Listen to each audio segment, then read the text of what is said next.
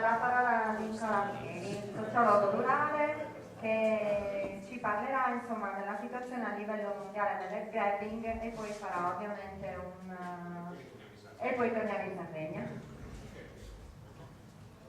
No, io partirei dall'ultima considerazione fatta dal consigliere provinciale, peraltro che ha sbagliato i dati, perché noi adesso siamo 1.600.000 e la previsione, quella vera, per il 2050 è di 1.350.000 circa. L'altra cosa che non dice è che sarà, che dovrebbe essere, perché sui dati demografici bisogna, poi ci sono altre cose che succedono, poi la gente improvvisamente si mette a fare figli.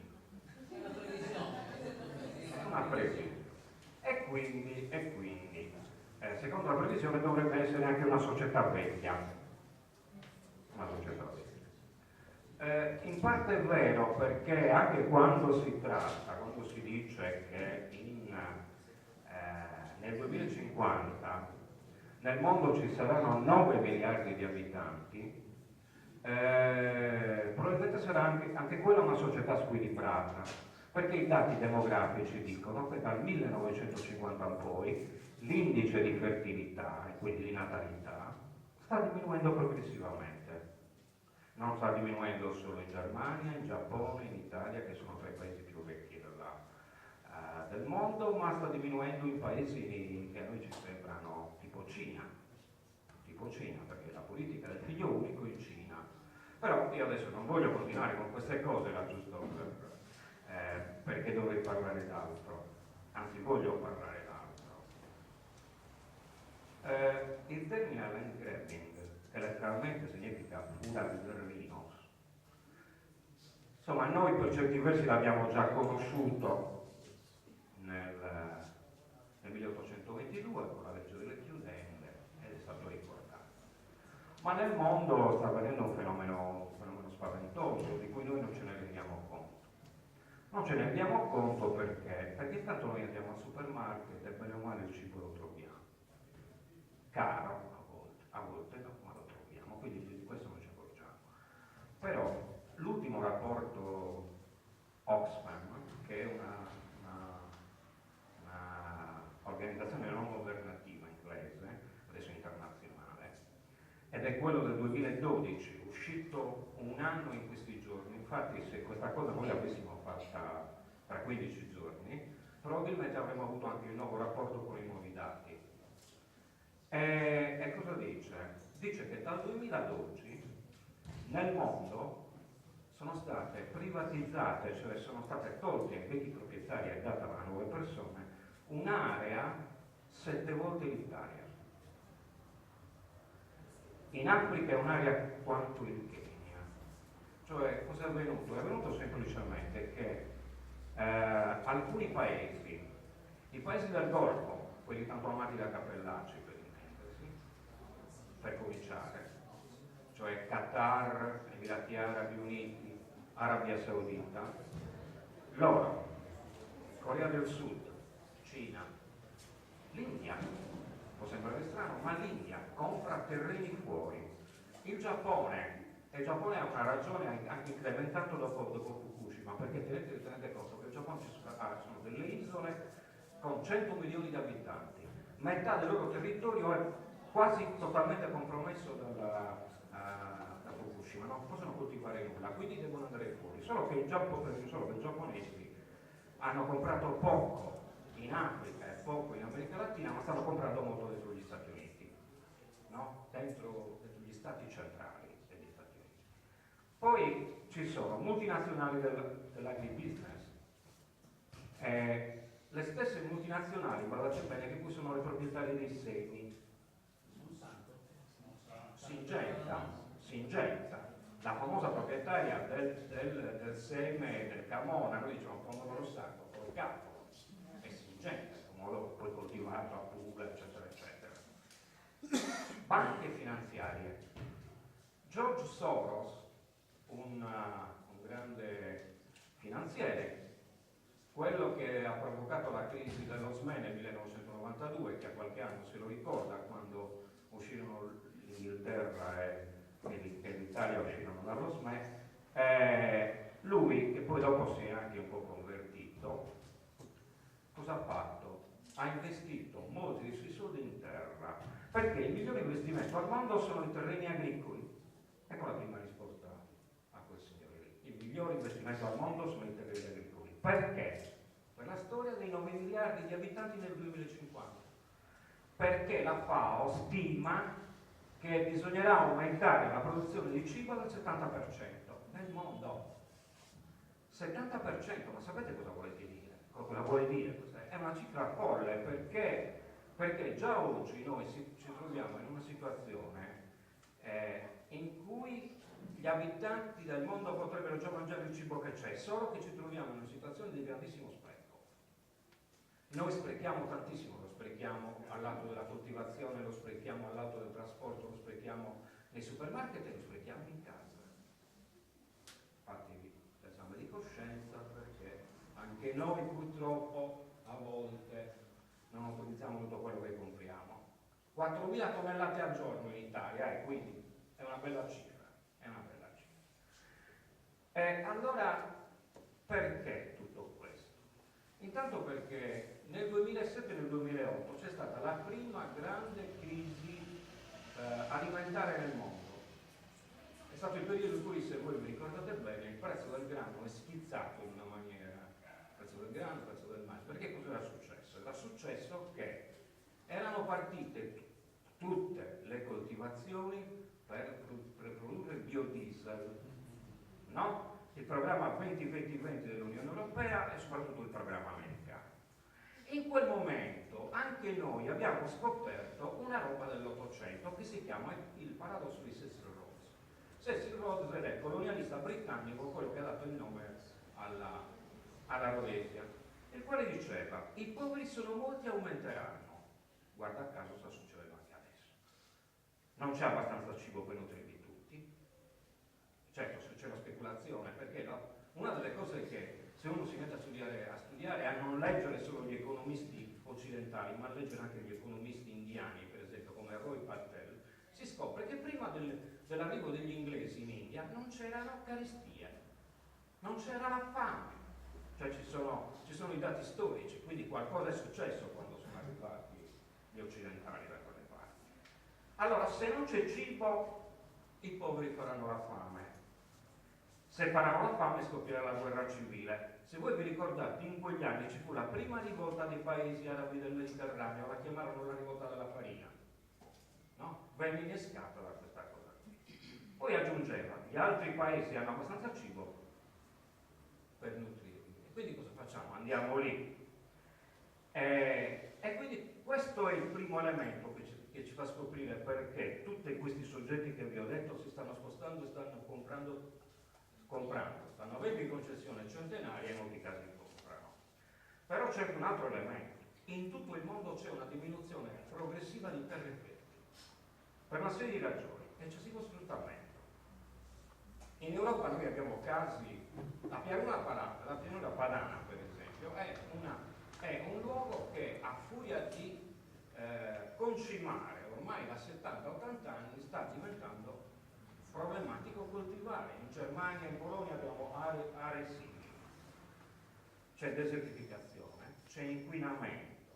Pensate che si stima che in Cina il 65% delle acque di superficie sia inquinato, sia contaminato, ecco, forse il termine giusto è contaminato. Quindi ci troviamo in una situazione effettivamente di grande, molto problematica. Perché questi signori, quando arrivano, cosa fanno? La prima cosa che fanno è espellono le popolazioni locali. Espellono le popolazioni locali. Cioè quella gente prima aveva una piccola come dire, agricoltura che gli economisti chiamano in maniera disprezzante, cioè con molto disprezzo la chiamano di sopravvivenza. Sì, ma sopravviveva. Cioè facevano tutto, potevano vivere tranquillamente. Questi li mandano via. Perché dice? Perché non hanno più bisogno di villaggi, li abbattono i villaggi, la gente viene cacciata e viene spinta. O negli slums delle città, tenete conto che l'anno scorso è stato superato una cifra, cioè oggi ci sono più abitanti nelle città di quanto non ce ne siano nelle campagne nel mondo. Quindi questa cosa dice il mondo, sempre per rispondere. E spellono le popolazioni locali. Poi magari queste popolazioni locali, poverine, i più giovani, i più abili, i più bravi, muoiono in mare a Lampedusa, perché non scappano solo dalle guerre, scappano anche per queste cose. E queste cose noi le dobbiamo sapere. Impiantano monoculture, che significa che può essere soia, e questa soia poi a noi ci ritorna magari geneticamente modificata e la diamo al nostro bestiame, perché noi qui non abbiamo i sufficienti controlli. Cioè, qui non c'è nessun importatore di mangimi che ti dice ma questo è esente da OGM. No, non te lo posso dichiarare perché non lo so manco io. E quindi questo è un altro degli elementi. Così come il discorso delle aflatotossine, cioè i grani che sono praticamente il grano muffito, per intendersi, e che se poi dopo ci fai il pane o ci fai il mangime è cancerogeno. Noi qui non abbiamo una situazione che possa controllare le aflatotossine, qui in Sardegna. No, quindi molte cose da fare ce ne sono. Allora, non solo li mandano via, abbiamo il caso dei cinesi che portano i loro contadini in Africa e oltretutto i prodotti che vengono fatti in queste aree non fanno parte del PIL del paese dove vengono fatti, ma del paese acquirente, cioè del paese, in questo caso la Cina. Il che significa che loro queste cose le possono fare per una semplice ragione, perché pagano quelle classi dirigenti locali, le finanziano moltissimo e quelli soldi li portano, prima li portavano in Svizzera, adesso li porteranno a Dubai, li porteranno dove. Quindi tutte queste condizioni poi mi dicono, cioè ci possono dire quali sono le condizioni in cui noi possiamo definire un'operazione land grabbing. Io adesso ve le dico, sono quelle che ha fatto quell'associazione, la Oxfam, ma se vedete queste cose che hai detto un po' ci ritornano molto. Sentite, violazione dei diritti umani e dell'eguaglianza delle donne. Vabbè, almeno questo ce lo risparmia. Questo non ce l'abbiamo. Però assenza di consenso libero e informato. Consenso libero e informato. Cioè, se il movimento di Arborea non faceva tutto quel bel casino, passatemi il termine, ciao, se lo facevano perché non c'era consenso libero e informato. Mancanza di valutazione sugli impatti ecologici, economici e sociali. Cioè, puoi distruggere tu una realtà come quella di Arborea, tanto. Dai, poi chi l'ha detto che la distrugge? Sì, si farà il latte, non sarà quello di prima, sì, ma ce n'è tanta le porcherie in giro per il mondo, lo vedi lo stesso. Questo è il ragionamento. Assenza di contratti trasparenti, quello che dicevi tu. Cioè, io mi metto la torre, ho firmato, però a chi tocca smaltire la torre? Tocca a te o tocca a me? Ci sarebbe anche il male minore la storia.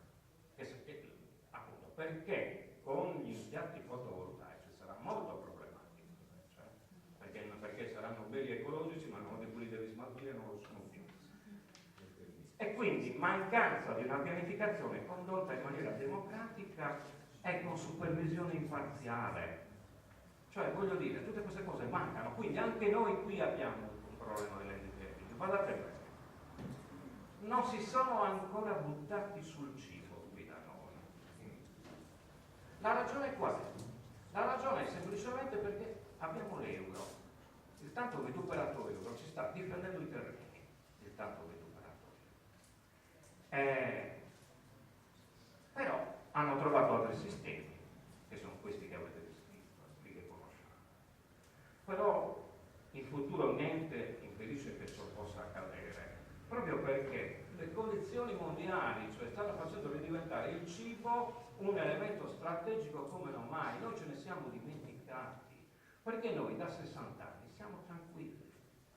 Io appartengo, perché ho 60 anni, appartengo alla prima generazione sarda che ha mangiato 3 volte al giorno.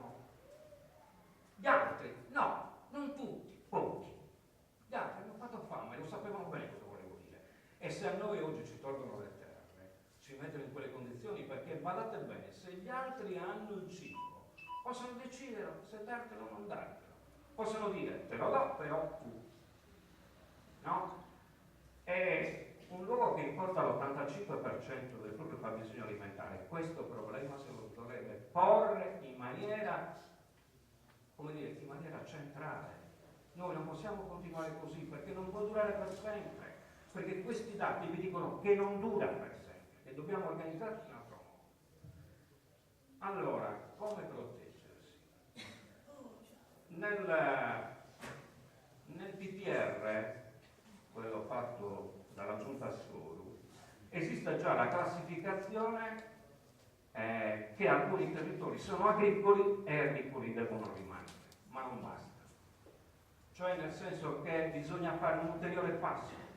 Bisogna considerare che, lasciando naturalmente intatto il diritto di proprietà, per carità di Dio, non c'è nessun comunismo in questo, c'è semplicemente invece un'indicazione molto forte che bisognerebbe dare, che quello è bene comune e che tu proprietario non puoi fare tutto quello che vuoi. Vi faccio un esempio, non sto parlando dell'Unione Sovietica, sto parlando dell'Emilia Romagna. In Emilia Romagna in certi periodi dell'anno è proibito il pascolamento. Cioè, come fai tu, regione, ad impedire a me, agricoltore, di far pascolare il mio bestiame? Te lo impedisco per una semplice ragione. Perché se stai in collina e ci vanno sopra le pecore e le vacche a pascolare, sono terreni franosi e si rovina il manto erboso. Quindi di conseguenza da tale mese a tale mese tu non pascoli e non pascolano perché ne capiscono l'utilità, perché si stanno perdendo il proprio bene. Quindi questa è la prima cosa, cioè il terreno agricolo come bene comune. E poi bisognerà operare in un altro modo. Questo è molto più difficile, bisogna dire, è molto più difficile perché ci possono essere una serie di problemi a livello comunitario, italiano, eccetera, però qualcosa bisognerà fare, impedire l'accaparramento. Ovvero, un imprenditore quanti ettari può tenere in pianura, quanti ne può tenere in collina, quanti in montagna? Di più no. Poi magari si ritrovano 40 prestanomi, però il punto reale è che questa cosa bisogna farla, perché vi racconto un caso. Però è un caso da Repubblica Indipendente, quindi è tutta un'altra storia. L'Islanda, grande crisi, no? Di un paio d'anni fa. Sono arrivati i cinesi, quelli gli hanno detto: a noi ci interessa non so quante migliaia di ettari della vostra, quelli compriamo, facciamo centri turistici, sai, portiamo la gente, eccetera, eccetera. Stavano chiudendo con i proprietari e lo Stato ha detto: no, non si vendono a voi, perché sto vendendo la mia proprietà a un altro Stato. Cioè, quando noi andiamo in Qatar, cioè quando lui va in Qatar, quando va negli Emirati Arabi Uniti, lui sta trattando con il governo, perché sono fondi sovrani, il che significa che noi stiamo cedendo territorio nostro ad un altro paese. Signori, molta attenzione.